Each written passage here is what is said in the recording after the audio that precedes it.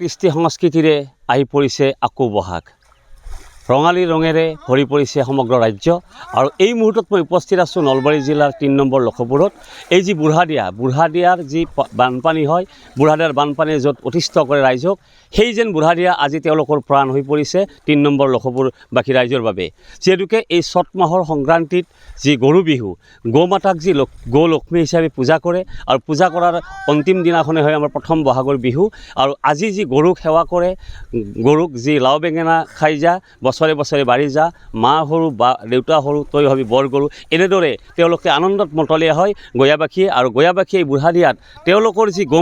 মাতাক আনি তেওঁলোকে যি ধোৱা কাৰ্যসূচী কৰে এই ক্ষেত্ৰত মই আমাৰ এই গয়াৰ ৰাইজ আছে মহতীৰ্থ দেখুৱাই আছে এওঁলোকে বুঢ়াদিয়াত এইদৰে গৌ মাতাক আজি গৌ লক্ষ্মী হিচাপে পূজা কৰিছে তেওঁলোকে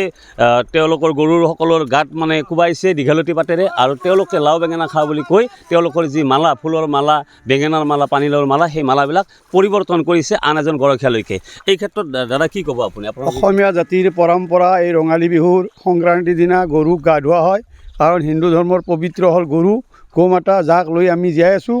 আৰু এই গৰুক আমি হিন্দুসকলে পবিত্ৰ বুলি পূজা কৰোঁ আৰু আজি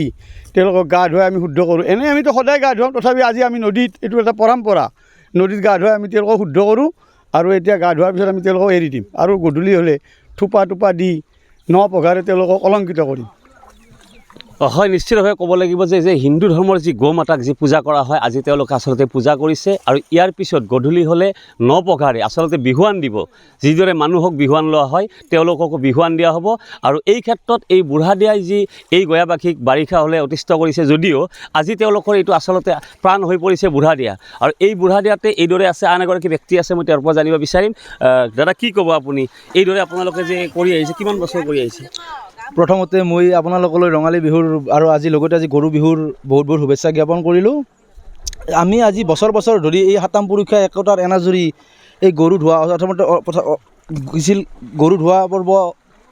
গৰু বিহু আমি পালন কৰি আছোঁ লগতে আমি এইবাৰ আমাৰ অৱশ্যে অলপ আমাৰ সেই হৈছে গৈছিল যদি নদীৰ পানীটো নাই খাল বিল শুকাই গৈছে সেইকাৰণে নদীত ধুৱাব পাৰিছোঁ এনেইতো আমি বাৰিষা অতিষ্ঠ কৰে যদিও বৰ্তমান আমাৰ সুবিধাজনক হৈ পৰিছে আৰু গধূলি আমি গৰুক ন পঘা দি আমি এইছিল গোহালিত আদৰি ল'ম তাৰপিছত আমি কাইলৈ মানুহ বিহু পালন কৰি কাইলৈ গধূলি আমি গাঁৱৰ ডেকা বুঢ়া যুৱক যুৱতী লগ হৈ আমি হুঁচৰি জুৰিম ধন্যবাদ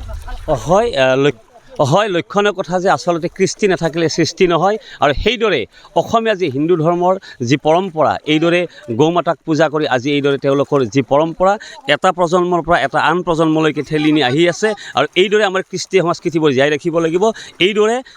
৩ নম্বৰ লখপুৰবাসীয়ে এইদৰে আজিৰ এই অনুষ্ঠান আৰম্ভ কৰিছে আৰু আজিৰ পিছৰ পৰা তেওঁলোকৰ গাত উৎসাহেৰে প্ৰাণ পাই উঠিছে ৰঙালীৰ উৎসাহ যিকোনো খবৰৰ বাবে যোগাযোগ কৰক 7099017330 লগতে 7099017110 নম্বৰত